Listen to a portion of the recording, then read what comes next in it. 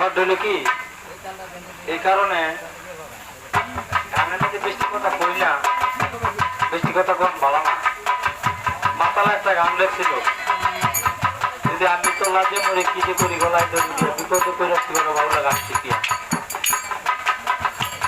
আমি তো লাজে মরি।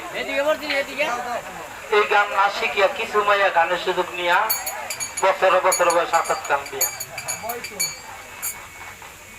তবে মাতালের কথা আর গান একদম রাইট।